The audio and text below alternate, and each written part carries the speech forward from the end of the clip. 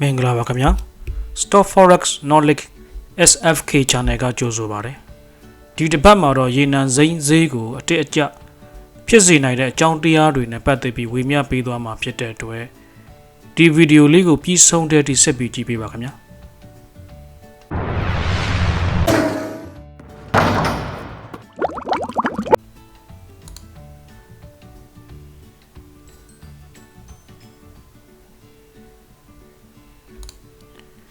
ရေနံစိမ်းဈေးကိုယူလျားစေသောအကြောင်းတရားများရေနံစိမ်းဈေးနှုန်းကိုလှုပ်ခတ်စေတဲ့အဓိကအကြောင်းနှစ်ရပ်ရှိပါတယ်။အဲ့ဒါကတော့ supply နဲ့ demand ဆိုတဲ့ဝယ်လိုအားနဲ့ရောင်းလိုအားတို့ပဲဖြစ်ပါတယ်။ရောင်းလိုအားများလာရင်ဈေးနှုန်းကျဆင်းလာမှာဖြစ်ပြီးတော့ဝယ်လိုအားများလာရင်ဈေးတက်လာမှာဖြစ်ပါတယ်။ရောင်းလိုအားများစေတဲ့အချက်တွေကတော့ OPEC လို့ခေါ်တဲ့the Organization of the Petroleum Exporting Countries ကသူ့ရဲ့အဖွဲ့ဝင်နိုင်ငံ14နိုင်ငံတွေကြားမှာဘယ်နိုင်ငံက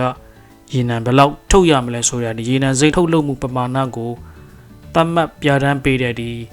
စုပ်ဖြတ်ချက်တွေကလည်းပဲကမ္ဘာရေနံစိမ်းဈေးကွက်ရဲ့ရောင်းလိုအားကိုတနည်းနည်းနဲ့လွှမ်းမိုးမှုရှိနေပြီးတော့ဒီရေနံစိမ်းဈေးကွက်ကိုလှုပ်ခတ်စေပါတယ်နောက်တစ်ခုကဒီ nuclear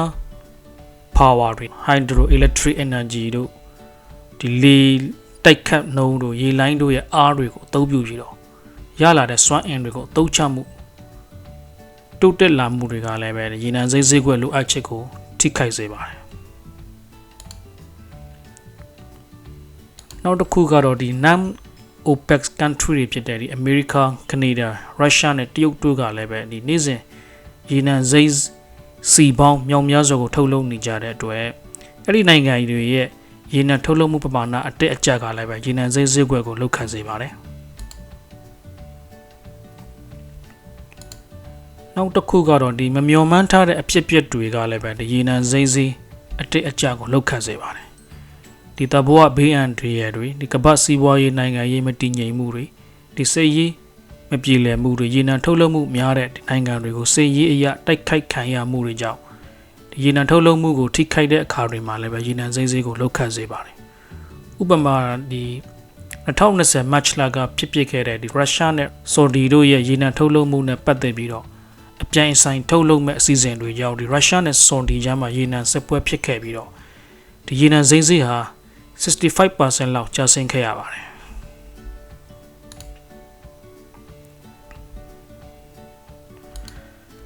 နောက်တစ်ခုကတော့ demand ဆိုတဲ့ဒီဝယ်လိုအားကတော့ရေနံစိမ်းဈေးကိုတက်စေတဲ့အကြောင်းဖြစ်ပါတယ်ဒီရေနံစိမ်းဈေးကိုဝယ်လိုအားတက်စေတဲ့အကြောင်းတွေကတော့ဒီရေနံကိုအဓိကဝယ်ယူတဲ့နိုင်ငံတွေဖြစ်တဲ့ဒီ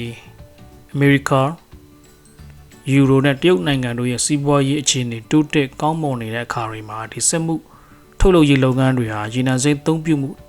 တက်လာတဲ့အခါမှာဝယ်လိုအားများလာပြီးတော့ရေနံစိမ်းဈေးလည်းတက်လာလေရှိပါတယ်နောက်တစ်ခုကတော့ US ဒေါ်လာငွေမာလာခြင်း US ဒေါ်လာငွေမာခြင်းပြောခြင်းကလည်းပဲဒီရေနံစိမ်းဈေးကွက်ကိုလွှမ်းမိုးမှုရှိပါတယ်တကယ်လို့ US ဒေါ်လာငွေမာလာရင်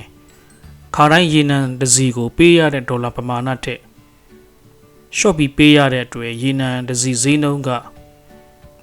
ရော့ကျလာခဲ့ပြီးတော့ဈေးသက်သာလာတဲ့အတွက်ဝယ်လိုအားများလာမှာဖြစ်ပါတယ်တကယ်လို့ US ဒေါ်လာငွေပြော့လာရင်ခါတိုင်းဝယ်နေကြဈေးထက်ပေးရတဲ့ငွေက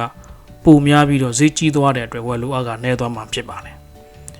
နောက်တစ်ခုကတော့ဒီကျွန်တော် US ဒီ Canadian အတွဲနဲ့ရေနံစိမ်းတို့ရဲ့ဆက်နွယ်မှုတို့ပဲဖြစ်ပါတယ်ကနေဒါနိုင်ငံရဲ့နေ့စဉ် US ကိုရေနံတင်ပို့မှုဟာ US နိုင်ငံကိုရေနံတင်သွင်းမှုပမာဏအားလုံးရဲ့ 37% ရှိပါတယ်ဆော်ဒီက 60% Venezuela က 17% Mexico က11% သီးရှိကြပါတယ်။ကနေဒါနိုင်ငံရဲ့ export 85% ဟာ US ကိုသွားတာဖြစ်ပါတယ်။တကယ်လို့ US ဒေါ်လာငွေမာလာပြီးတော့တန်ဖိုးတက်လာခဲ့ရင်ရေနံစိမ်းဈေးကဈေးသက်သာသွားတဲ့အတွက်ဝယ်လိုအားများလာပါတယ်။ရေနံစိမ်းဝယ်လိုအားများလာပြီးတော့ US က order များလာရင်ကနေဒါနိုင်ငံဟာရေနံစိမ်းတင်ပို့ရတဲ့အတွက်ဝင်ငွေပိုများလာပါတယ်။ US ကနေပြီးတော့ကနေဒါနိုင်ငံကရေနံကိုဝယ်ဖို့အတွက် USD ကနေပြီး Canadian dollar ကို exchange လုပ်ရတဲ့အတွက် Canadian dollar ဟာ demand များလာပြီးတော့တန်ဖိုးတက်လာပါတယ်အဲ့ဒါကြောင့်ရေနံစိမ်းဈေးတက်လာ Canadian dollar ဟာတန်ဖိုးတက်လာပြီးတော့ USD Canadian အတွဲကကျဆင်းလာမှာဖြစ်ပါတယ်ကျွန်တော်တို့ရဲ့ဒီ SFK Stock Forex Knowledge Channel မှာပတ်စင်တက်ဆက်ပေးနေတော့အသိပညာဘုသူတရစရာများကိုလေ့လာကြည့်ရှုနိုင်ဖို့ဒီ channel လေးကို subscribe and notification button လေးကိုနှိပ်ထားပေးပါခင်ဗျာကျေးဇူးတင်ပါတယ်